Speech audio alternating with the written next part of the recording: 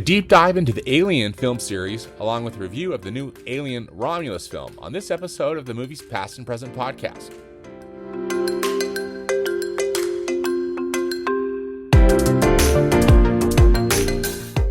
Hello and welcome to the Movies Past and Present podcast. It's August 30th, 2024, and this is episode 127. I'm your host, Stanford Clark, and I'm podcasting from the crossroads of the West in beautiful Salt Lake City, Utah. Just like my website, moviespastandpresent.com, I'll be providing recommendations, commentary, and reviews about current and classic cinema. Thanks for tuning in, and let's do this thing.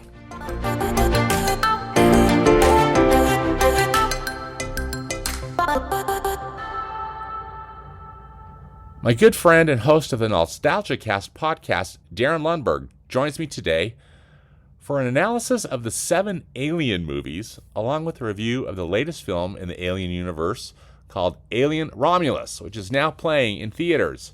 So here's my Alien discussion with my buddy Darin. I'm so happy today to be joined by my good friend Darin Lundberg. Hi, Darin. Hi, Stanford. How are you doing? I'm great. How are you? Squelchy is the word that I would use. That's the perfect word. It's really. Oh, the other thing too. It's funny because I think I woke up. I slept wrong. So I woke up this morning with like a crick neck. I woke up screaming because I tried turning my head and I can't turn my head. So if I squeal at any point, it's because I make too quick of a movement. But also it's funny because I've been walking around like an android. I can't move my head. So I'm just moving my body. I felt like David. I was gonna say, it's just being David, right? Channeling. Yeah. It's weird, but yeah, I'm living the Alien movies, I guess you could say. So I'm anxious to talk about these things so I can get it out of my head and move on to something else. Yes, no, I agree, and these have been living with me too the past few days as I've been prepping for this, and I don't particularly love scary movies, but I just have always been fascinated by the Alien films, and so what we thought we'd do is just go over. We're going to talk about the 7 primary Alien films. We are not going to be talking about the 2 Alien Predator films because I think that those are just kind of like stupid money grabs. Yeah. But those aren't even movies. Yeah, they're not even movies. Live action video games. Yeah, that's a perfect way to put it. And they're not even. I think technically, they're part of the Predator franchise, and putting that in quotations, just like whatever, I roll. Yeah. But I remember as a kid seeing the trailer, and I didn't see Alien until I was an adult. But it came out in 1979, the original one, and just that terrifying poster and that terrifying tagline, in space, no one can hear you scream, and holy smokes, what I just think that I have nothing but respect for the first Alien film, and it scares the crap out of me. Although any chance I get to watch it, I will watch it because I actually quite love it. But good, terrifying for me. What's your take on the original Alien from 1979? Well, just full disclosure, the first Alien movie, I, like you, did not see Alien until I was an adult. So well after it had come out. And the first Alien movie I actually saw was Aliens. So a lot of that is pretty shocking to watch. Yes. And I think what happened was I'm fine with it. Like, I've watched R-rated movies since I was a kid. It's like the rite of passage kind of thing. Where you want to. My family lived in New York, and I was a single child, like we said before. And so my mom would send me to New York to live with my grandparents and aunts and uncles during the summer, so she wouldn't have to worry about me just being home while she worked. And so every day my grandpa would take me to the video store. I don't know, Stanford, if you remember video stores. What? Where you'd go and you'd rent these things called VHS that you would take home and watch your VCRs. You'd right? watch Amazing, your VCR, right? And that was magic, So yeah, we would rent a movie every day because my grandpa knew that would keep me busy. He knew that I loved movies, and every day, I never did, but you'd pass by the horror section, and there'd be like these covers that were so disturbing, but yet so fascinating at the same time that your little kid brain is like, I don't know if I want to watch that, but ooh, do I want to watch that? And so I'm like the rites of passage kind of thing. So my aunt and uncle sat me down and showed me Aliens for the first time. I think I was maybe 10. Okay. So that was an experience, but it was Oh, like, absolutely. yeah, no, Terrifying and probably in a way, I'm right? getting Not I'm nightmare getting the math inducing? wrong. Yeah, yeah, at 12. So I think he was Okay. born in 77, Aliens came out in 86, so it had to have been 80, 88, 89, somewhere around there. Sorry, I'm getting Okay. the math wrong, but yeah, so that was Oh, the you're first one I good. watched. But Alien, when you're I don't know if you agree with me, Stanford. Like when you grow up, like you're as a kid, you just want to be stimulated. Your brain wants to be stimulated. So Aliens does a great job of appealing to the teen in you because it's all about action, it's all about the gross outs, things like that. And the first Alien is more of a slow burn. It is a total slow burn. Yeah. And so when you're growing up, you gravitate towards Aliens, I think, Yes. Yeah. because it's when it keeps you busier. But as an adult, the older I get, the more that I appreciate and I'm infatuated and fascinated by that first Alien, just because I describe it as poetry. You're just sitting and it's just so drawn out and it's so well choreographed and it's so well designed and they call it a haunted house movie in space. I think that's a perfect description I of do it. too. That's an absolutely great description. But Yes. it's so the suspense is so great and the shocks because when suspense builds, like there's the release, but then the shocks in Alien are so intense that they're like extra. I don't know how they're visceral, and so it's hard Hmm. to explain, but it's a gorgeously shot film, a gorgeously choreographed, and I think it's out of Ridley Scott's films. I think it's tied with Blade Runner as my favorite. Just they engage my brain in a way that like you said, a lot of their horror movies or sci-fi movies don't. You know, I agree with you totally with that slow burn description because uh, I think that's part of the how just kind of the masterful storytelling that Ridley Scott and team employ, because in that haunted house of space there it's I mean those practical sets are so fantastic, Hmm.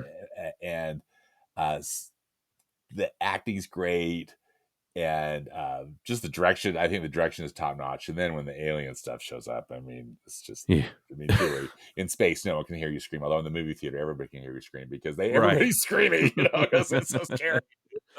And I think when you read like the stories of the screenings of it, like audiences were just not prepared. Right. Even the part with the chest burster scene, I don't think they fully warned the cast. I think Right. Veronica Cartwright like totally freaked out because she didn't expect blood to be She didn't spurting in her know what was face. going to be happening. Yeah, I And read that. you can think of that as like, in today's day and age, well, director, that's going too far. You need to be more nice to your actors. But I'm like, but holy cow, it is effective. Yeah. It Yeah. scares them as much as it scares us. And that's just, Exactly. it's a novelty we don't get anymore.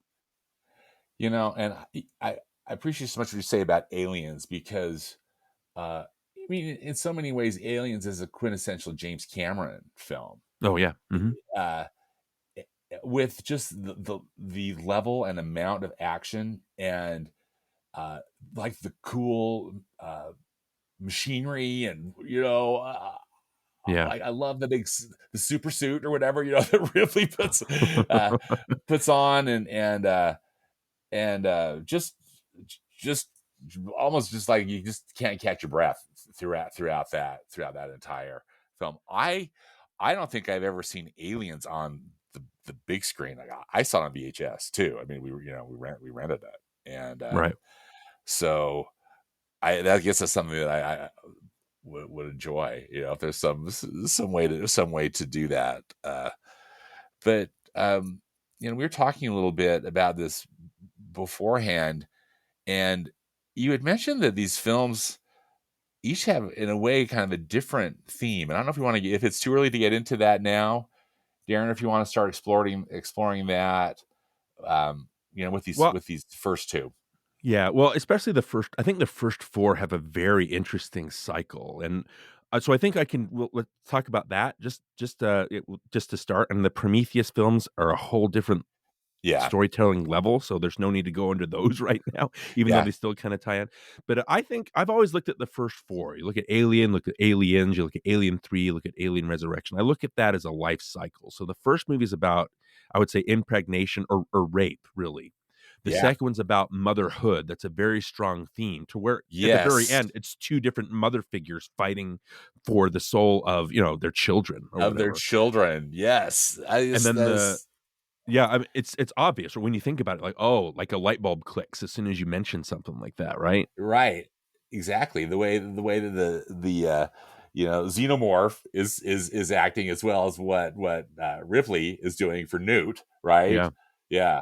So very interesting, very thematic. And then Alien 3 is about birth. It's literally about, Ripley has this alien gestating inside her the whole movie, and at the end, it is birthed, and the sacrifice that she makes. And then the kind of maybe a little too controversial, but Alien Resurrection is full on about abortion, because it's all about like the clones of Ripley being kind of destroyed and things like that. And then at the very end, it literally has an alien being sucked out of a portal, Yeah. and you see all its guts kind of disappear into space. So, there's a very interesting, like I said, there's a personality and a theme. Even Resurrection, that gets kind of an unfair shake. I don't think it's as bad. I still think it's interesting, but at least it still focuses on the theme that the first three set up. It's not completely separate from it. Still, it speaks the same language, I guess, as the first three films. It just obviously it speaks French, right? Because the director Jeunet is Right, because French. the Yeah. director's French. Yeah. Jean-Pierre So Jeunet, if I'm saying his name right, but yes. absolutely. So it does speak the same language, even though it's a different language, is what I'm saying. But they're just all so interesting. I think that the Aliens is very like it's a crowd pleaser, right? And I think that's basically what wins the day. And I'm sure people can dive deeper into it. I just think that the first Alien is so unnerving because of the Giger designs and the production design. How it's just there's a lot of phallic and vaginal imagery that feeds into that story. So it's all of a piece.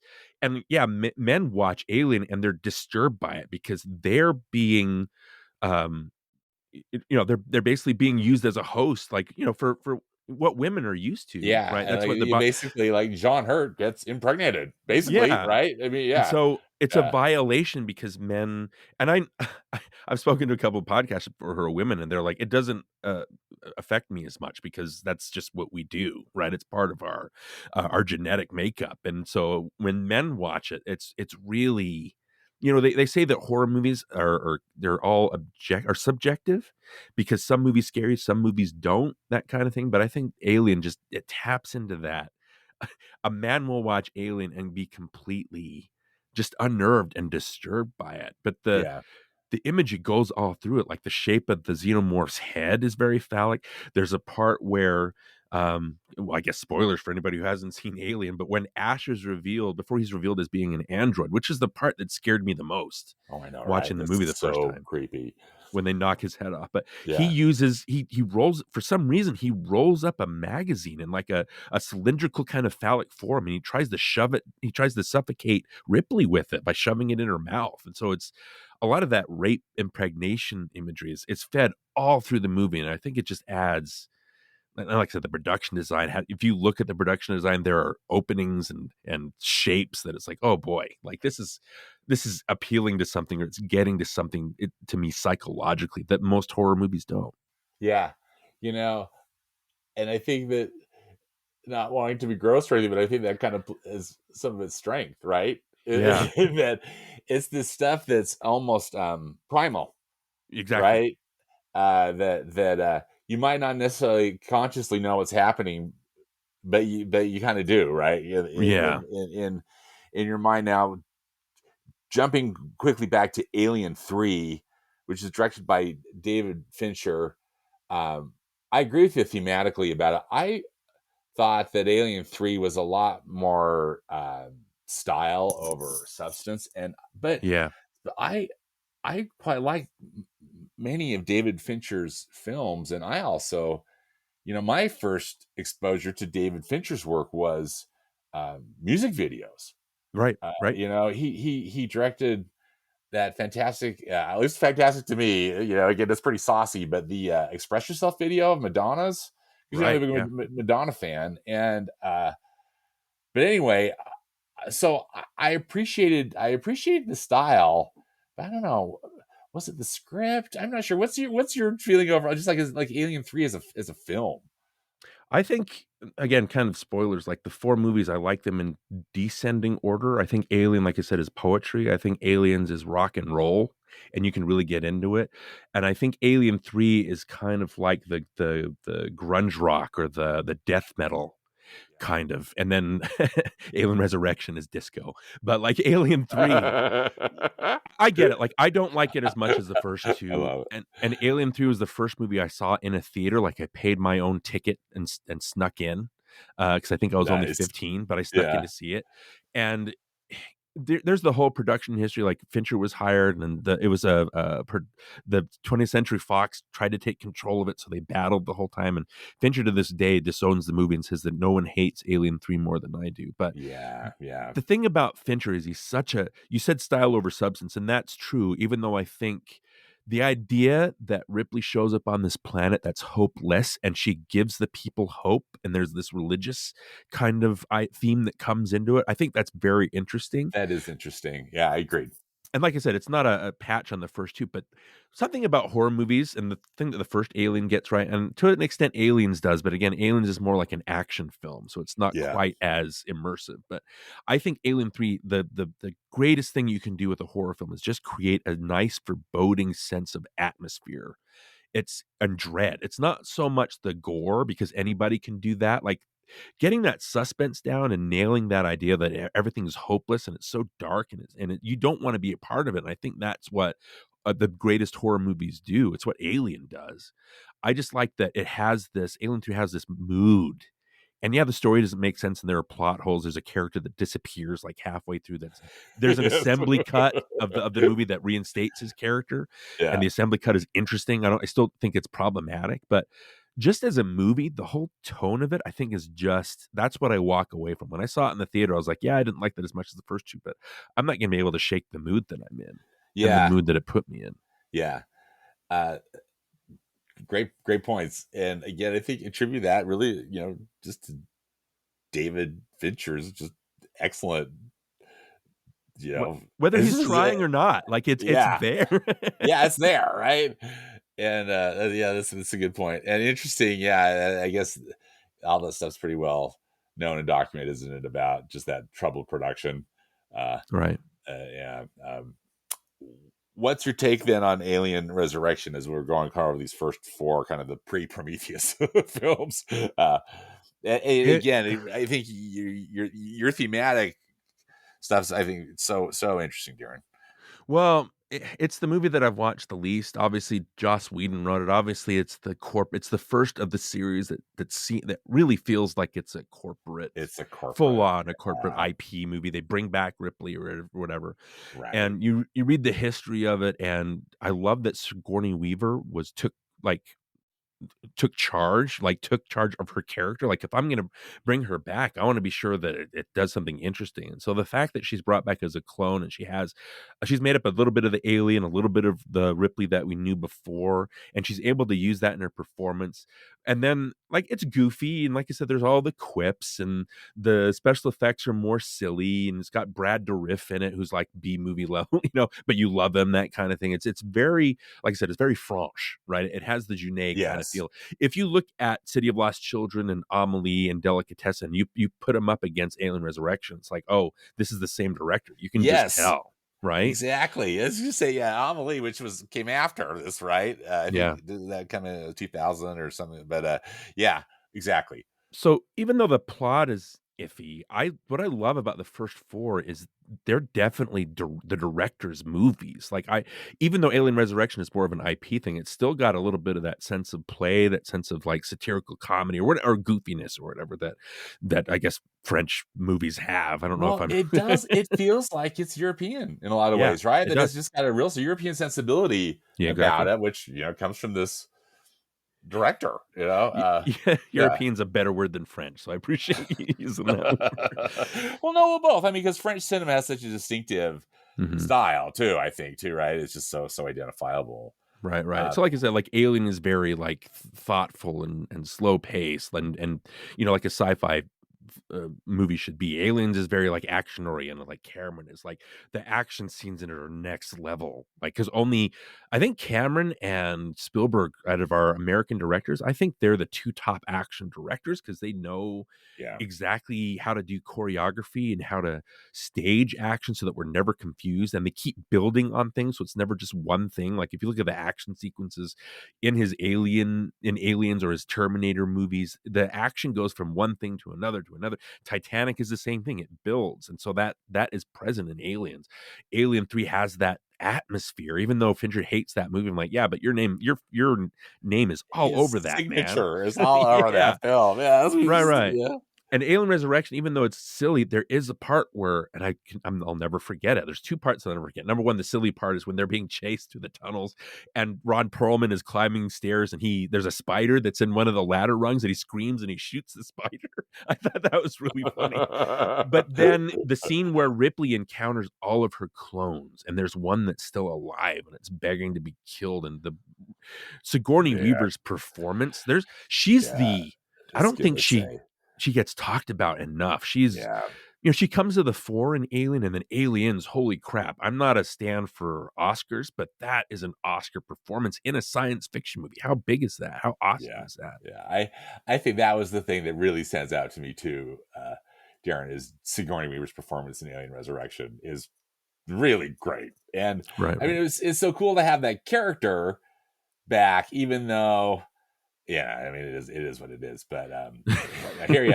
I hear you. It's cool. And then there's the drawback with, and everybody hates it about Alien 3, that you build this thing with Hicks and Newt and then you kill them off like unceremoniously before the movie even starts. Yeah, And a lot of people get stuck on that, but again, it's like Aliens is so far removed from Alien that to be able to start from scratch, I've never minded that choice. I think the whole movie feeds into that nihilism and hopelessness, even though the hope comes back, like I said. But and it feeds into Sigourney's performance, like the loss that she feels and the pain that she feels about how screwed she is because yeah, of this experience that she had. It's such a strong, and then again, she shaved her head famously for the yeah. I was movie, gonna and say with her, yeah, the shaved head Sigourney is memorable. it's Yeah, raw, yeah. right? It And is. It's really, yeah, it feeds into that performance. And again, she's more of an action star in Resurrection, but still that scene where she encounters her clones, it gives her the chance to show those chops off like we expect. And she's, yeah. for lack of a better term, damn, she's kick ass still in She is. Oh, Resurrection. So absolutely, absolutely. And that's, I think, satisfying too, right? I mean, just to right. see, because that's the Ripley that we all, I think, remember, right? And Exactly. so then there's a big jump in time because Alien Resurrection came out in 1997. Then, of course, in the aughts, there was 2004 was those, and 2007 were those movies that we're not talking about. Right. Uh, What movies? What yeah, movies? exactly. I don't know. I forgot. So Prometheus then comes out in 2012, and I was pretty geared to see Prometheus too. I mean, given that just that it's been quite a few years since there had been an Alien film, what, 15 years, and then Mhm. also is directed again by Ridley Scott. So Ridley Scott was back. What's your experience with Prometheus? I saw it I didn't see it in theaters. I saw it on video. We talked off air. It's very ambitious. I think the draw of the movie was that they were kind of skittish about when the movie was about to be open, whether it was an alien movie or whether it wasn't an alien movie. And so I think people went to go see it just to kind of find out how it tied in. I guess the surprise is that it does and it doesn't, right? It is an alien movie, but it's not because it's like the first stages or whatever. But um I don't know. I've always loved the ambition of it. I just Yeah. it's just very strange to me. I mean, and it's got themes like we talked about. If we're looking at a new cycle, this one's about creation, right? The whole movie is about the Shaw characters. Oh, we're going to go find out where we were created or why we were created. It's about that's what it is to be human, right? It's about questioning where you come from. And then it's Scott. He's very interesting as a filmmaker. He wanted to introduce like the Judeo-Christian idea of humanity, the like Greco-Roman and Aztec myths, that kind of thing. He wanted to integrate those things in here, which I think is when the movie's at its most interesting. Hmm. But that ambition to me is always offset by these really B movie type scenes, Yeah. like in gore and gross outs that don't really I don't know, they never really mesh. The highbrow ideas don't really mesh as with the lowbrow scares Right. of the movie for me. I guess my hot take on Prometheus is it really, really feels like one of those cheap, straight to video, direct to video knockoffs of an alien movie. And you could use the same dialogue. Some of the dialogue is so silly, and some of the characterizations are so. I don't even know what Charlize Theron is doing in the movie. They introduced the idea I know. later that she's the Wayland character's daughter, or is she an alien? And then there's the Yeah. part where people talk about it all the time, but she's crushed by a cylindrical space where she could Uh-huh. just kind of run to the side, Uh-huh. but she keeps right. So Yeah, but there's she keeps that whole that's the thing that sticks in my mind always. So it has these dumb choices. And again, it could have been a direct to video movie. You didn't have to change the dialogue at all. It's maybe the Lindelof effect. I know that he wrote the script and he's always skittish about his intentions when he writes stuff, which kind of comes off as, well, I don't know. Like, I don't know what I'm Right. doing, but Right. do you know what I'm doing? And it's like, oh my gosh, dude. Dude. But it's just it's directed with an A level flair. It's an A movie with a C movie plot. Yeah. and purpose. So I don't know. I'm conflicted. I love the ambition of it, but it's one of those things where at the end of the day, it's like, well, I like the ambition, but I'd rather you just pare it down if that's what you're gonna do. Like, I miss the straightforward, like a bullet purpose of Alien, and even Aliens to an extent. Yeah. I really love the production design of Yeah. it. And just The whole movie's gorgeous. It's yeah, gorgeous. it really looks beautiful. But then, as you said, you just described it so well, that it's it's this really beautiful film with some really interesting ideas. But yeah, Mhm. then these action sequences. I mean, I just thought they were stupid. They just are flat out stupid. Yeah. Yeah. Still to this day, I think of that hilarious running sequence. And then yeah, like, okay, you're gonna get crushed by this thing that you could just kind of, anyway, move out of the way. Right. Well, But, it asks more questions than it answers. I guess some people see that as not so much a bug of the movie. I read something earlier that, they're both, she and David are the offspring basically of Wayland, right? And so sometimes you wonder, is the Vickers character, the Theron character, is she an android? There's even a part where the Idris Elba character asks her, "Are you a robot?" yeah, But yeah, like, she was in hypersleep. We don't see her in hypersleep. We see her after, so they hint at certain things. But I think somebody said that it was more of a, like, David has her DNA in him, and so that's why they're kind of chilly on the same kind of. But that's the thing that I want to mention is, if you look at Sigourney Weaver as being the main draw of this first four, I think Fassbender, I was gonna say it's Fassbender, he's absolutely, because fascinating. he gives a I think a really unforgettable performance, as playing David. Uh, yeah, fascinating. It was a great way to put it. Even when he's villainous, I still like him. Like, because Yes, he's just so interesting. yes, he's so interesting. And I don't know if there's another actor and he expands on that with the next one, but it's like this one, I don't know. Even though clearly he's a villain, clearly he infects Holloway with that drip or whatever. He's the one that, and then later when Shaw is like, we don't take your mask off. We don't know if it's in the atmosphere. And David looks at it and goes, it's not. And you can tell between them that Shaw knows exactly what had happened, that he did this whole thing. But Yeah, again, the thing with Shaw, I love that idea that I guess she's kind of like the Jodie Foster character in Contact, where she doesn't believe in a god. She more believes in the science, and she wants the science to explain it. And so that's why, I mean, she loses her faith, and David takes the the necklace away from her. But at the end, she puts it back on she puts it back on. to Yeah, show us that her faith is reaffirmed by this. And that's why she wants to go where they were created as opposed to where we were. So again, such interesting ideas that are completely let down by these weird, like you said, these stupid moments where you're like, what? yeah. What? Do you think too? I mean, I guess one thing that was smart about the marketing, or just how they decided to title it, is that they didn't title it, Alien colon Prometheus. They Yeah. just called it Prometheus. And even though we all knew, it was kind of this alien prequel, uh, I didn't necessarily feel like I was being sold a bill of goods or anything, but I guess I was wishing. I don't know. I mean, I appreciated it for really Scott trying to do something different and interesting with this story, but rather than Yeah. just regurgitate, just another thing that we've already seen. But I don't We'll know. It give you just what you want, but we'll do it in a different way. I like that attitude and that idea.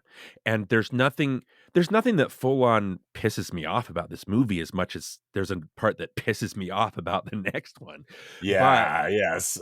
I guess the two last things that I really want to mention about Prometheus is that the C-section scene where Shaw Oh, oh my god. There's I oh don't my know. The goodness. longer time goes on, the face huggers are less and less scary because they're used as kind of a mystery. You don't really see what it does in the first one. Maybe Yeah. because production stuff they didn't. And then the second one, there's a scene where Ripley and Newt are attacked in that lab, and it's like, oh, they're like being attacked by two spiders, and it's just Yes. primal and terrifying. I think the more you use the face huggers though, and Alien 3 only uses it at the beginning, but the more you use those, the less scary they get. So the facehugger stuff and all that didn't really bother me or bug me in here, but the part where she has to do the self surgery and just how it I don't know how to explain it. It seemed like it was actually happening. Like I don't know Yeah. how they did it. Like It felt it was so visceral, so real, what was yeah, going on. And Numi Rapace, I think, did a pretty incredible job, with right. that. There's nothing so gross as when the alien sac bursts and the liquid goes into her open stomach, and you're like, oh, Oh, oh. But so then she gross. staples her stomach and she's running around for the rest of the movie. I'm like, oh, the pain she must be in. I know. I was gonna say, 'cause she's busy running. Yeah, I'm just thinking, holy cow, that Like, woman's been through a lot. She's I don't know if you should be running as much. I don't know. I'm not going to tell a woman what she's not or is or isn't right. capable of. But And more then just the like, holy smokes, all the stuff right, she's been right. through. And then the only other thing I would say about Prometheus, and I didn't realize it until now, is I this is kind of weird, a weird tangent, but I've been so into movies my whole life, and I think in 2012 I hit a point where I just seen it all, and I just got disillusioned with film as a whole. And I think it had something to do with there were basically 3 different movies that came out in 2012 that I thought signaled a death knell for cinema for me, and it took me a while to get back on it, like and it's gonna sound weird, but The Dark Knight Rises was one. There was a movie that was like, this is what franchises can and should be capable of. The way that Dark Knight Rises ends with a definitive ending that gives Bruce Wayne an emotional ending, I didn't expect that from a Batman movie, and the fact that it does it, I'm like, holy cow, that is so brave in the age of franchises. And then you had the Avengers that came out, which was I love the Avengers, but then there's a part of the end where they show Thanos for the first time, and you have it in your head that, oh my gosh, they did this. They pulled together these 5 characters into a movie that works. But now I get the sense that they're just going to go on forever and ever and ever and ever. And there's something just depressing about that. And then Amazing Spider-Man, the Andrew Garfield one came out, which is such a strange experience because it was like I like to say it's the sourcing, the source material, because everything had been done and it does it in a way that's Batman Begins-ish, and it's like, that's not Spider-Man. Like, Spider-Man isn't dour. Like, that's not the Spider-Man I that I know and I know. love. And it's Yeah. also because Sony was like, oh, we have to make a Spider-Man movie. We have to release it this year. Oh, Sam Raimi, you're not ready to release one? Well, too bad. We're going to scrap everything and we're going to do this completely different thing.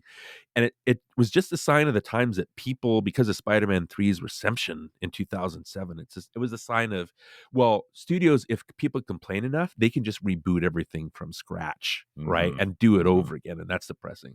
And then I didn't just realize this until now, but Prometheus again is the taking stuff that's established and is already solidly established. Like, I don't think there's anything else you need to do with the xenomorphs or that whole in-universe explanation of where they come from.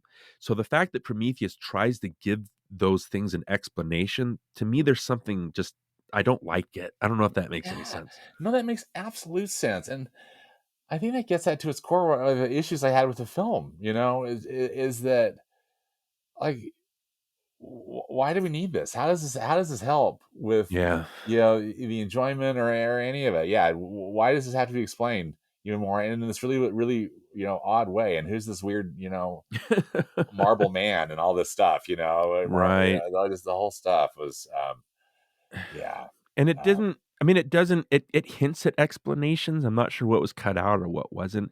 It doesn't, like I said, there's a part in Alien Covenant and it's where it turns and it becomes this thing and it's like, "Oh, I don't want this."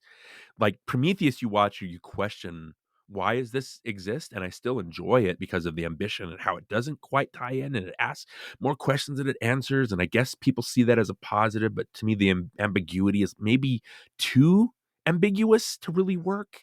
But you know, so it does hint at stuff, but it's just the beginning of something that I think would become, I don't know, like an epidemic of cynical ideas to come. It's interesting that they have those 4 movies that kind of signaled like a death knell of where movies were headed. Yeah, and I appreciate you sharing me with your experience in 2012 because uh those movies, those specific movies that you brought up, I mean, I have distinct memories of all of those, just in my own, in my own little corner of the world. And um, I remember particularly too the Amazing Spider-Man. I just think I was just like, again, one of those. Why do we need this movie? I was. It just made me almost just mad. I mean, I knew the Yeah. reasons why they did it, right? Right, Because right. Sony wanted to maintain the rights, but and what great, appealing actors, but just this terrible script, and this, and again, and then just like we already saw this. I mean, if I want to watch Spider-Man, I'm going to watch this Tobey Maguire. Mhm.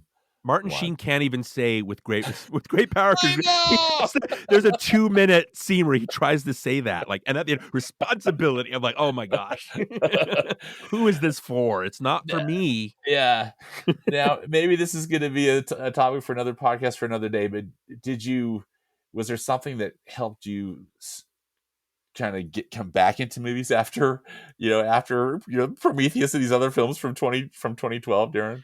I think it was a gradual thing. Like I really like to, as weird as it sounds, I really like to credit that to the Mission Impossible movies. Like that brought me back to watch. Like those are franchise films that are different and that build on things. And so I was like, yeah, give me more of these. And I think when Rogue Nation came out, which is my favorite Mission Impossible, that was Yeah. I like that I can sense Macquarie in here, and Oh, it became so such a good. hit and led Yeah. to such good follow ups. But then looking back, like you look at a movie called "It's a Beautiful Day," it's such a beautiful day, the animated film, which came out in 2012, and that movie like changed my life. Like it changed my outlook. Like the greatest movies are the ones that you come out different after them, you know what I mean? And so the Don Hertzfeldt film, like just the way that what it, and like you said, it could be a whole other podcast on what that film means. But I mean, that's a movie. As much as I thought 2012 was the end of my movie love, this movie came out in 2012 and just changed me chemically. And so I was like, yeah, there are still good movies. You really have to find them. You really have to go looking for Yeah, you them, have to find them, but they're out you, there. and this kind of, I don't know. I mean, would you call Prometheus like a franchise film, Darren? I mean, because even though I know it was trying to be something different, I don't know. I mean, I guess it leads into the Alien Covenant, which was 5 years later. That came out in 2017, and also directed That's again by Ridley Scott. Yeah, that's if it wasn't for Alien Covenant, I don't know if I would have counted Prometheus as franchise because it doesn't directly tie in. Like I said, it could be just a direct-to-video knockoff that somebody else did. You could sign it up as that, but the fact that Alien Covenant exists, it in retrospect makes Prometheus a franchise film, which I think is is to its detriment. Yeah, So, what is your take on Alien Covenant? Well, I didn't watch it until this morning. Like I tweeted this morning that I'd stayed away from it because Prometheus, I admired it, but it wasn't really my thing. So we for our last episode, Stanford, we talked about Horizon, and then we cut off and we stopped the episode, but then we chatted for a little while longer, and I was telling you about I watched Dawn of the Planet of the Apes and loved it. I don't need to see War of the Planet of the Apes, right? I watched Mad Max Fury Road. I loved it. I don't need to see Furiosa. And I don't get to go see a lot of movies because life stuff or personal, professional kind of stuff. And maybe that's an excuse that I give myself. But Well, Alien Covenant you're suits just me in being there. I'm like, smart. Your yeah, smart okay, self I is guess. that's I don't the know if you truth. can accuse me of that, Stanford, but with Alien Covenant, I just stayed away because it's like, I'm not interested in it didn't really tickle my fancy, I guess, or make me too interested to see a world beyond Prometheus. I liked it for what it Yeah. was, and just stay over there, Prometheus. Just stay over there. I Right. don't need you coming over to and sitting with me. Right. And Right. so I didn't watch it until this morning. But again, whenever these sequels, because I know Romulus just came out, whenever sequels like that, another sequel or franchise movie comes out, people tend to reassess like the movies and go through the whole franchise and maybe give it another spin or maybe give it another look. And so people were like all over Covenant saying what a masterpiece and how great it was. And again, you're entitled to your opinion. I don't have any problem with that. I just was never interested in it. And then the weirdest thing about Alien Covenant is Prometheus kind of flirts around with whether it's an alien movie or not. And then Covenant's like, screw it, it's an alien movie. We're just gonna put alien in the title.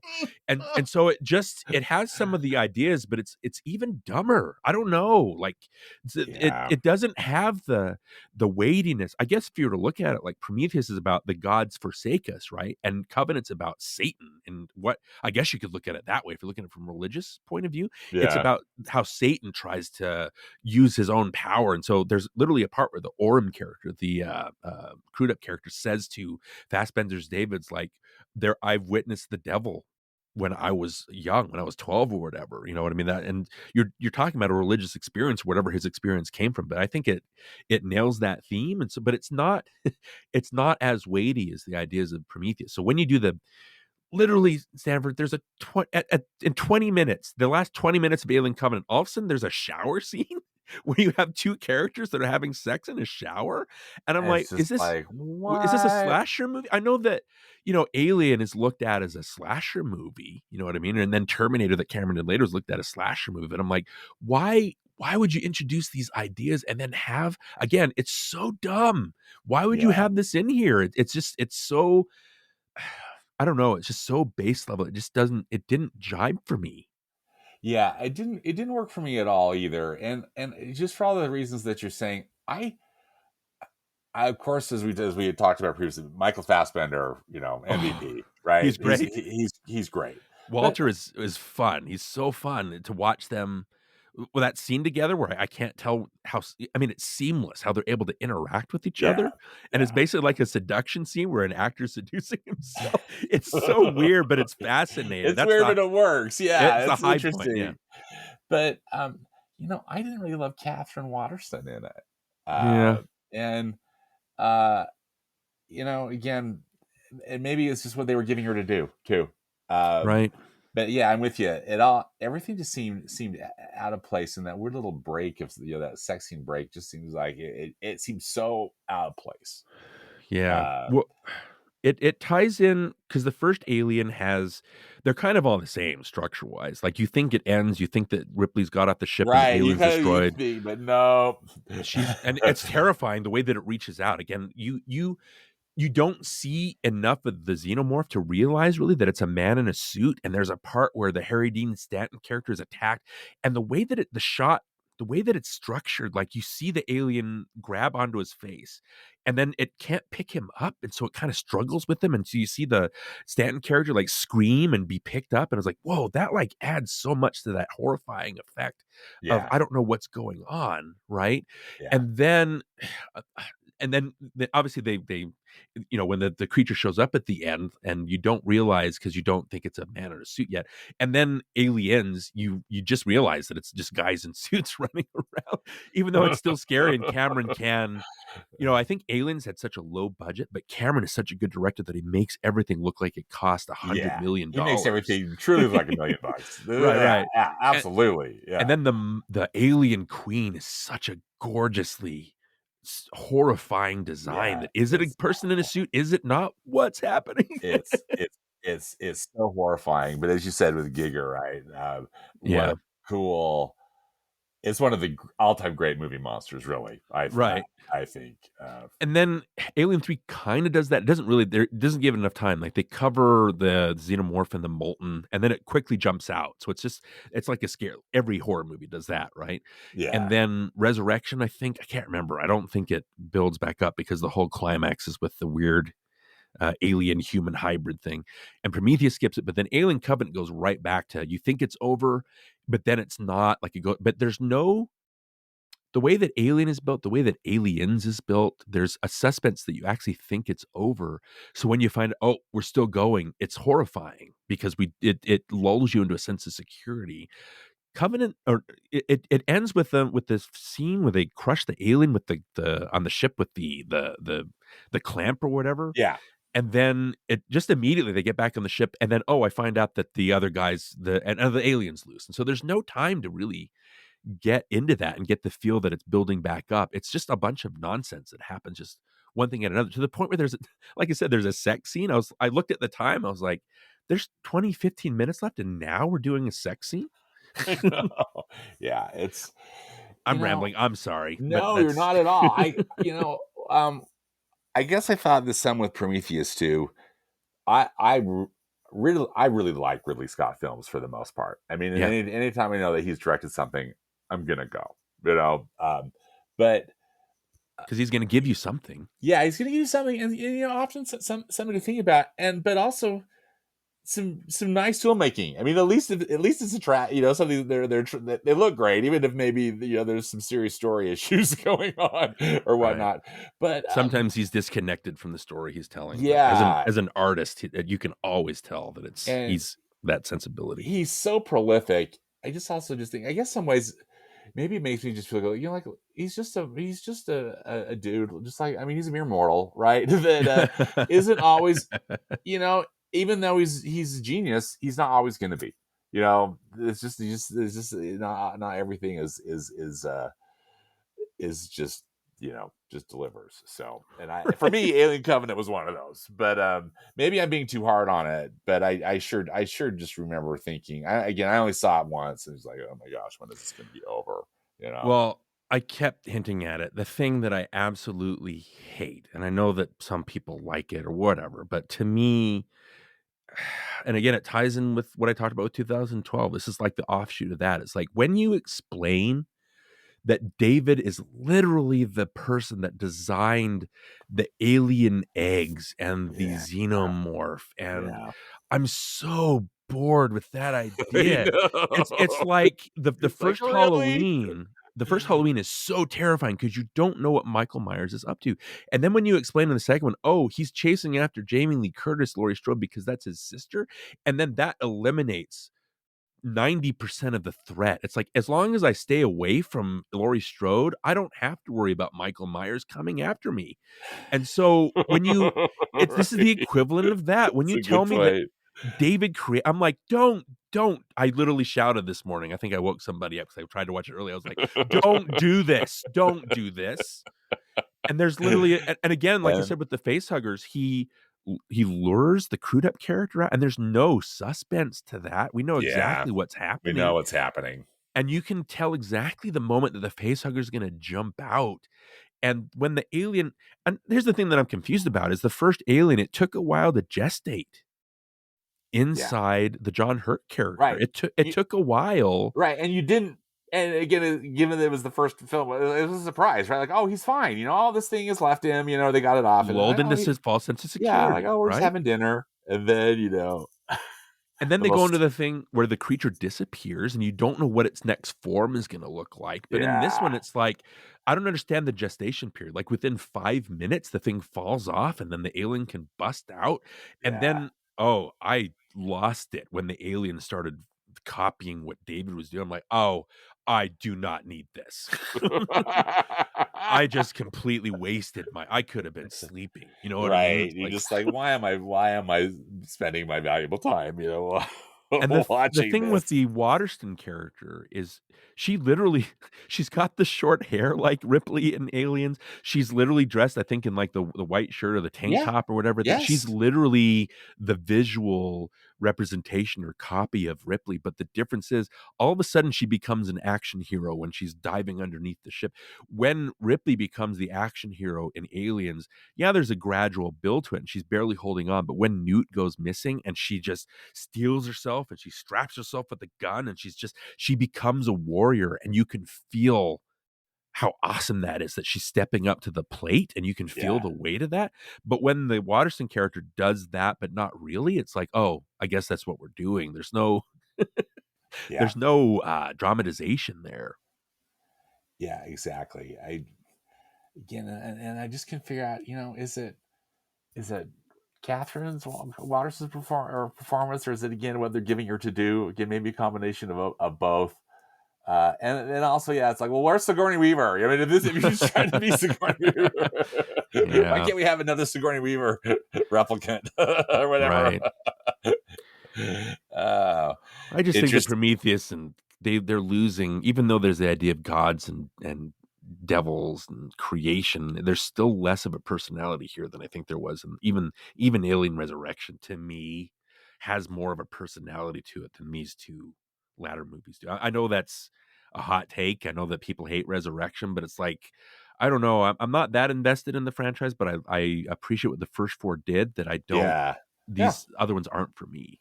yeah, yeah. Same. So when Alien Romulus, which is this most current film that we're gonna give a review on, came out. Initially, that's what I was thinking. I was like, I didn't really like Prometheus or Alien Covenant. Is this just kind of going to be a continuation of this? But lo and behold, it's less of a. I felt it was less of a continuation, even though there's still all these same things going on, right? With the xenomorph and the facehuggers and Right. stuff. But and they're clear about that in their marketing, right? That poster that's just got the head Yeah. with the facehugger on it. But it's yeah. Anyway, what was your experience with the Alien Romulus, Jared? Well, it's interesting because I talk about being disillusioned with movies, and I was talking with somebody online today, and she asked me what movies I'd seen in theaters because I mentioned that I really like Young Woman in the Sea in the face of all the Yeah. franchise stuff. She said, "Well, was that your favorite movie all year? What movies have you seen? What movies did you like?" And so I went through a list of all the movies I'd seen, and the ones I'd seen, I think I'd seen Challengers. I think I'd seen Young Women in the Sea, Inside Out 2, Horizon, and Alien Romulus are the five movies that I've seen. The 5 And minutes. so the reason that I if it wasn't for you, Stanford, if it wasn't for this conversation, I don't know if I would have bothered with Alien Romulus. But Yeah. I step up to the plate for my friends, right? So I took the hit for Hey, you did one for the team, dude. it. But I'm there was part of grateful. me, part of me looking at the list. I was kind of mad that Romulus was one. I haven't seen Dune 2 yet, right? I haven't seen Furiosa yet. I haven't seen. There's a whole like I saw it on what was the Glow on TV. What's the name of that one? Oh yeah. Like the name escapes me. Poltergeist? No. No. What? Wow. Shoot. I can't believe I forgot that. But the Glow on the TV, what was the title? I saw the TV Glow. I want to see that one. So there's a whole bunch of movies that I haven't seen. So I was kind of mad that Romulus like took precedence over these other ones. But it's like, yeah, I mean, I maybe would have never seen this. Like, I don't know what the experience would have been. But, sitting in I wasn't, there were parts that really made me mad, Stanford. There were parts of this that really upset me. But then on the whole, I like the idea that it kind of Rogue One's it's the Rogue One of the Alien franchise, really. It's an offshoot. Like it's not like the Skywalkers of the Star Wars franchise, right?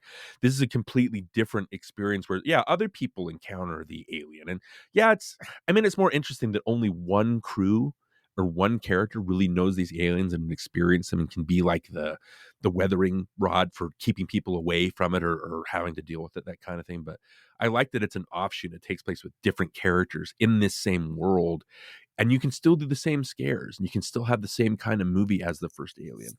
And we'll talk about it. Like my two main problems. The first problem that I'll just mention right here is that it's more of an IP movie. There's less personality here than I think there is with even Prometheus and Alien Covenant, because at least you've got Ridley Scott directing those two, right? I know Yeah. the Fede Alvarez, he's a good director, he's a good horror director, and there are horror elements that I think he nails in this. And so I liked it from the standpoint of when it does its own thing, I think Romulus is a solid entertainment. Yeah. Uh, What did you think? you, oh, I surprisingly enjoyed myself. I enjoyed the experience of watching the film, which again surprised me. Number one, because I felt like going in again thinking, oh my gosh, this is I'm gonna go because I'm a movie slut, but but it's not gonna be good. I felt like it was a tribute to the Right. first film. Right. And I don't mean that as a negative thing. In that I don't think it presented really anything new except for what happens at the end, which we'll get into. But which feeds in, I think, to some of these other films, of the Prometheus films specifically. But Right. the I enjoyed, just as you aptly said, the new character. These new characters having a new experience to them, even Yeah. though all of us know what's happening, right? And that, I thought, was part of, I mean, dare I say, fun. Yeah, You it's know, fun from that perspective. Absolutely. I was just saying yeah. that. And again, not that I'm a big horror guy, but I just could, in a way, I could really, like, oh, maybe this is why some people really keep coming back to horror, because they like kind of maybe that edge on the seat, but you also kind of know what's happening in a way, right? Right. Because we know what the facehuggers are, and we know the xenomorph and all the things, and truly another haunted house in space, right? The way that it was, the way that it was set up. It also kind of felt, and maybe it's off of the original Alien, but also it felt like a teen horror movie, because it's like, okay, that person's gonna get picked off, and that you're kind of Right. like Right. already guessing like who's gonna get killed. Right. Which, sorry, that's kind of morbid, but Who's gonna sneak off and have sex and get killed? yes, I mean, just kind of those classic, tropes that get used in that sort of, kind of thing with teens, here kind of teens in space.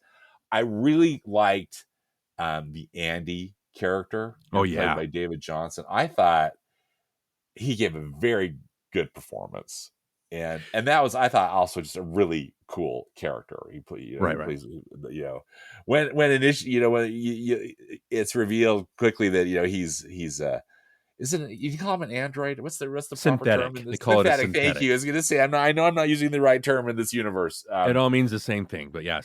Yes, he's a synthetic. When the white stuff is coming out of him, like, awesome. I was thinking, oh my goodness, okay, that's he's a synthetic. But right. so that part I enjoyed. I just felt like it was a fun ride that paid respect, and I thought in a very nice way, to the original. It's nothing new. It's nothing groundbreaking. Frankly, I just thought it was a fun summer horror movie that hopefully people would just go and just have some fun at. Right. But I don't know. Maybe that's too much of a giving it too much of a buy. You know what I mean, Darren? I just like, Right. maybe I need to be more critical about it. But Well, like I said, the separate stuff works. It's effective. Like you said, when you see the alien and people are trying to escape it, it's in the same room. You can see it kind of forming itself. And like, oh, like I sat forward, I was like, this is cool because it's fun for me because I know what's happening. But like, yes, the what's characters happening. don't, right? And so a lot of that was great. I like that it's the whole idea that the Rain and the Andy characters are the brother and sister. I like the idea that she doesn't tell him that he's going to be abandoned, and then when he becomes the higher version of himself, and after he gets the Isabel Merced character killed, and she's, how could you do that? And he goes, well, do what? Like leave someone behind?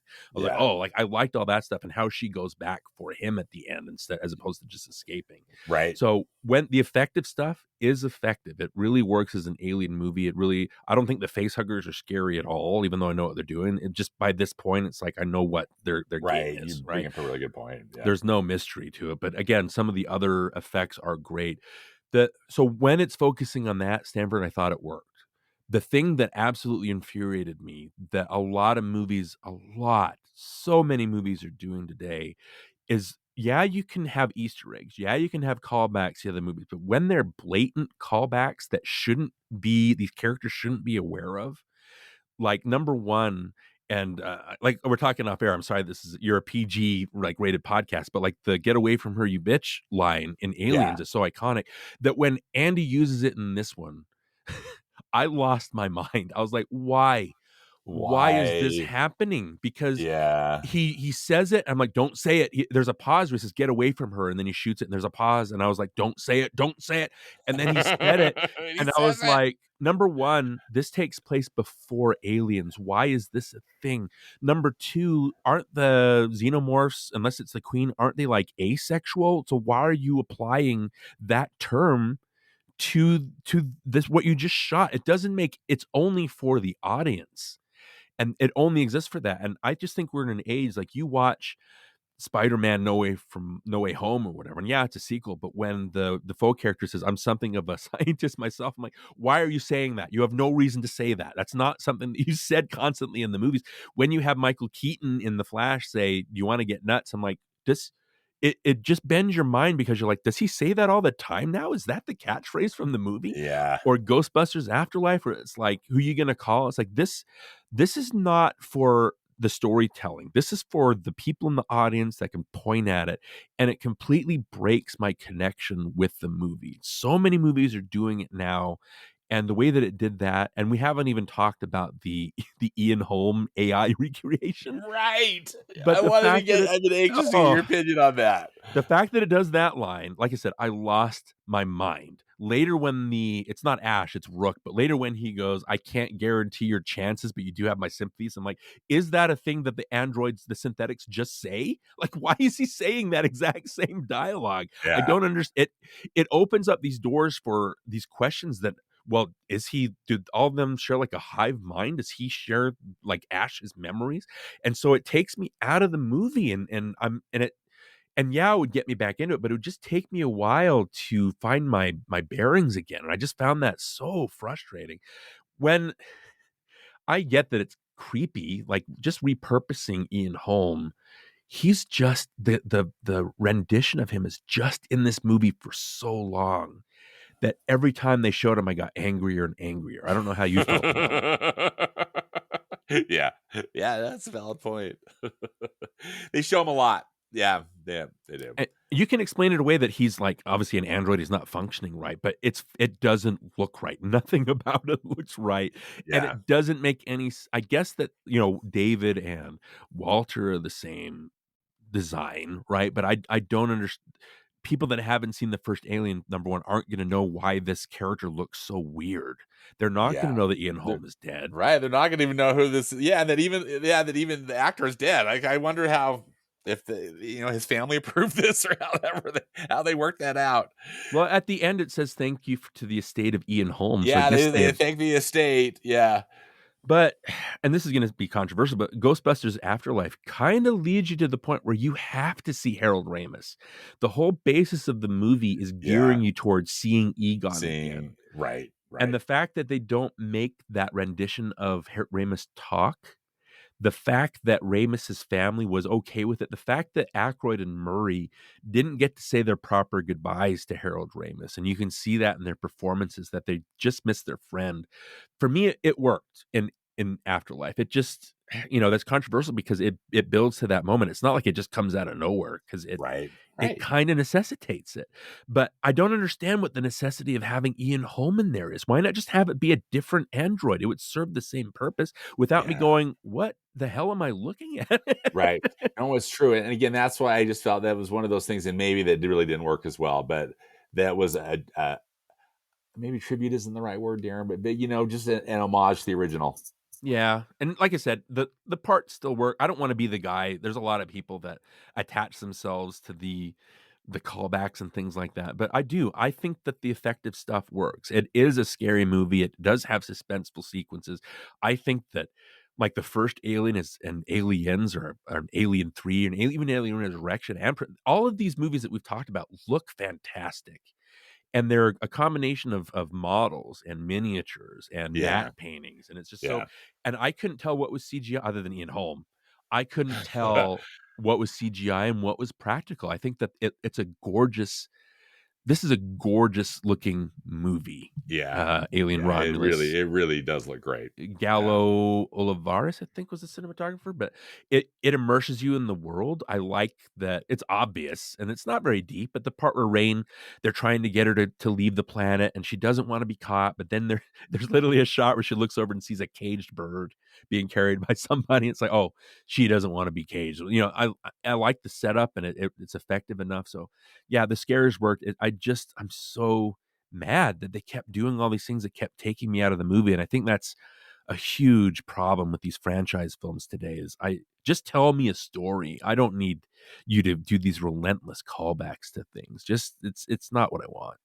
What did you think about the totally crazy creature that ends up being, in the climactic battle that looks like the xenomorph and the Prometheus dude had a baby? I don't know what you'd even call that Yeah, creature. there's And a does it even make sense how that gets brought to life? well, again, we're talking about I'm confused by the gestation process because this seems to happen immediately. And this ending ties in with the problem I had with Alien Covenant at the end, where there's not a moment where you can feel it slowing down. At the exact moment where I thought, oh, isn't there a part in every Alien movie where you think it's over and then it builds up again? It started again, and so I didn't have time to get to that moment of, oh, the dread that I can feel. It was just something that was again happening. So when, first of all, the first character to get the face hugger on her, Yeah. Like she Navarro, Eileen I Wu, can't yeah. remember. Eileen Yeah. Wu, the actress, she just immediately the thing burst from her chest, right? It's like, and then immediately after this thing pops out of the Merced character, out of Kay, it's fully formed, and I think it grows a little bit, but it's technically, basically, it's fully formed already within minutes of it popping Yeah. out. And so it's revealed, early on that Kay is pregnant with a human baby. Right, right. Right? She Yeah.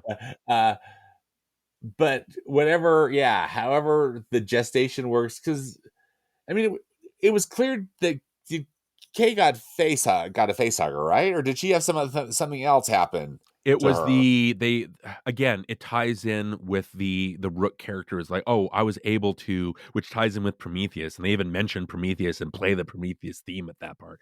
But he's like, Yeah, "Oh, I yeah. was experimenting with their DNA, and now we can inject this Yes. into people." So that's what she did. She was wounded. That's right. She was wounded and then she got injected. Yeah, Yeah, and so right, it right, affected right. her baby. Again, I don't understand the dynamics of that. It was just, but you're talking about. I thought that the creature itself was very eerie, like you didn't want to see it. And again, you could tell that was CGI for most of the time. But Yeah. I don't know. By that point, I thought it was tedious. I was just ready for the movie to be over. Like I got enough out of it, and then when it did that again, I was like, oh, now we're just doing the thing again. Well, it's the And thing again that as you mentioned earlier too, that it's just kind of like again the trope that these films use. That you think it's yeah, over, but no, there's going to be the creature's going to come back or resurface or something new, and you've got 10 more minutes of right. some scary fight. I thought the part where Rain does the zero gravity and she's able to fight through the acid. I thought that was a clever That way to was kind subvert of all a of that. clever, yeah. I thought that was a clever idea too. Yeah, But I just thought that was the high. And so when you do this other thing, I was like, okay, I get what you're doing. Now I'm checking my watch to see when this is over. And it ends the same way that Aliens does, with her locking away the android that's been damaged, with the idea that she's going to fix him. And then she gets in the ship, and it's almost verbatim the same dialogue, except she yep, changes her name. Like, I'm the last survivor exactly. It's just signing off. yeah. Again, just homage, right? Yeah. Or even because I mean, would you even call it a remake, Darren? I mean, I don't know if it's necessarily a remake, but there's sure a lot of I would say similarities. more legacy sequel is what I think it would be Oh, more of. I like it. Yeah. Brilliant. Because again, you're Yeah. bringing back older characters, which again, totally screwy idea. Why did you guys do that? Why Yeah. did you bring back Ian? I was just questioning it the whole time. Like, come on. Like, you don't have to do this. Why don't you just get Fassbender back if you're gonna do something? Yeah. Yeah. I'd love to Exactly. see him. Bring Walter in. Yeah. Then you Maybe. could have Maybe. like them. You could have him, Fassbender, act alongside Johnson, right? Yeah. That would be an android off or something where That they're both right. giving interesting performances. And That would have been interesting. Yeah. yeah, so I don't know. I don't know. Well, it's doing. Now that we need to talk about box office, it's not doing terribly at the box office. Alien Romulus, and again, seems just kind of like a good kind of end of summer flick for people who want something. Yeah. Or I wonder what's going to happen with the Alien franchise. I don't know if Fede Alvarez is gonna, if gonna hire him back again. Right. Because we're gonna see what happens with Rain. Rain and Andy, Hmm. uh, or who knows? Any thoughts about what could be possibly next, or maybe we should just create our own wish list, right? If they were to make, Yeah. not necessarily if, when they make another Alien movie, what would we hope it would be? I don't know. I just think there's a certain point where franchises just move on to something else. Like Yeah, yeah. Romulus, like I said, at the end of the day, the parts that I hated were offset by parts that I thought were really good and really effective, and they worked, like you said, like an end of summer kind of blockbuster thing. You know what I mean? It's like, yeah, but how many more chances are you going to give it? Are you going to screw it up? Like, how many more chances? Like, they could run it, like I said, they could run it to David or something like that. They could make it interesting. I don't know what's going to happen. I just wish that, I don't know. I don't need another Alien movie, Stanford. I don't know how you feel. I would just, I don't. uh, I don't feel like I need another Alien movie either. Because again, as we said, it's the same ideas. It's the yeah. same. It's the same How many scares, times? How many just times can you do it? repackaged. And um, again, I know I'm repeating myself, but I was just so glad that Alien Romulus at least was a shout out to the OG, Yeah. and you know, just kind of even though it made maybe some, I mean, not maybe, definitely made some questionable choices, right? Yeah. Uh, but again, yeah, what's another Alien movie that's gonna be the same thing as you said? It's gonna be facehuggers and xenomorph and Right. we It all only know costs what, 95 million, and it looks great. Like a it lot of did movies that look cost good. 200 millions Yeah, don't look this great. it really looked great. This is a bit of a side note, but I'd be interested to know maybe what other people's experience with it were. I saw it in IMAX, and I saw it, specifically it was at the Megaplex Theaters IMAX that's at the Valley Fair Mall in West Valley, right? So they've Okay. got a pretty Hmm. good IMAX theater. However, the last few IMAX movies that I've seen there, there have been audio problems. Like the audio mix in that theater, there's something screwy going on. Like the dialogue is hard to hear. Did And Rachel see it at the same thing? Because she said yes, the same thing, that she couldn't yes, no, hear some I of it. saw, yeah, I was with Rachel, Oh, and okay. and so So it is and that theater. I don't think nobody cared what I had to say, which was fine. I mean, but I was trying to explain, I I don't believe it was the print, although I think Rachel had another friend who saw it in another, like out of state, and same thing, like there Hmm. were audio problems. But Interesting. uh, that theater, I mean, I saw The Fall Guy and another big summer movie. Of course, now I can't remember what it was, but it Right. same thing. Like the audio was terrible, and the visuals were great. I thought the projection was terrific, but I think they've got to fix the audio in that stream. What was your audio like? Maybe we just wanted to hear what if you I had any audio issues in your theater. I just saw it at the Provo theater that's at the Cinemark that's out here. I didn't have any. I could understand the dialogue just fine. So maybe it's just because it wasn't so loud and the sound mix wasn't trying to Yeah, be so overbearing. So I didn't have any. I could understand everything I needed to understand. I personally think there's something wrong with the theater. I mean, Interesting. whatever they're doing with, if they've got some speakers that are out, Hmm. or or something that's causing whatever. It seems to me like it's coming. And again, I am not an audiophile, but I think I understand the concept. There's like like a Yeah. center channel Yep. uh, Yep. that I believe there's a problem with the center channel there. I'm just saying. So Wasn't loud enough. You couldn't hear the you dialogue. just can hear Right. the dialogue. And again, I had the same experience with a couple other films there over the Right. last few months. So Well, um, the only other thing I want to say about Romulus, it's funny watching people react and how people are.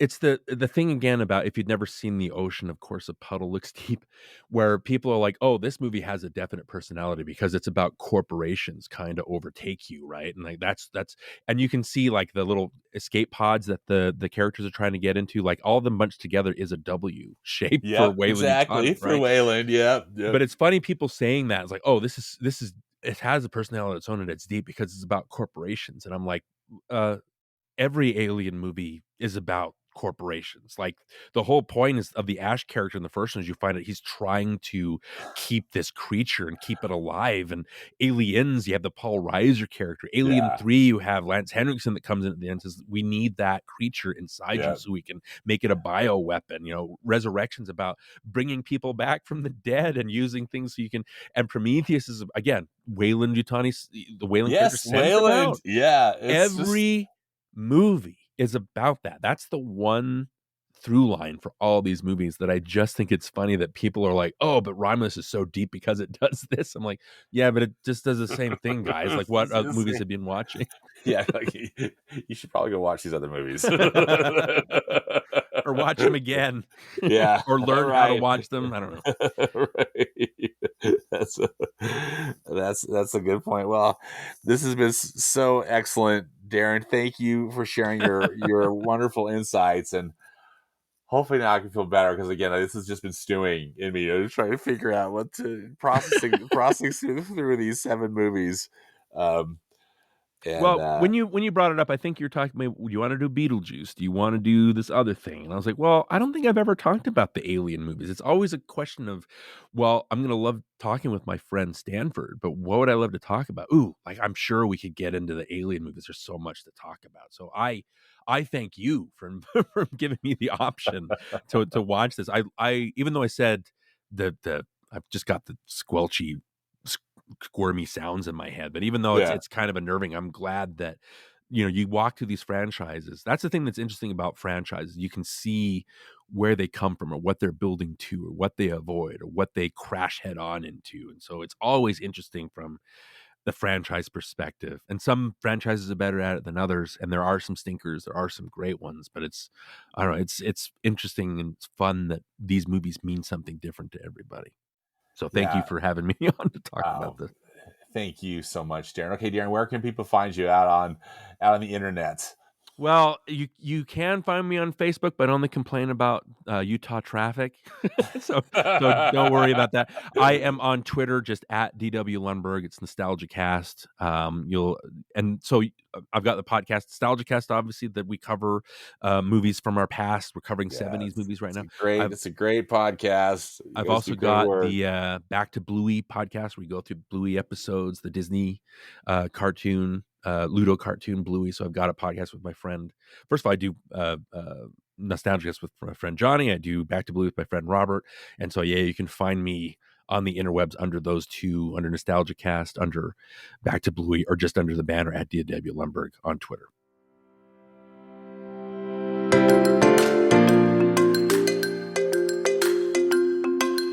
Well, that does it for this episode of the Movies Past and Present podcast. Again, huge thanks to my buddy Darin Lundberg for joining me. Links and more information about where to find Darin's content, along with the items discussed in today's podcast, can be found in the podcast notes on my blog at moviespastandpresent.com. Subscribe to the podcast where you listen to podcasts, and follow me and send me messages on Instagram. My handle is @moviespap, as in past and present. As always, I hope you will enjoy some good movies this week, whether they be from the past or the present. Thanks again for listening, and until next time, be safe out there and dedicate yourself to the truth.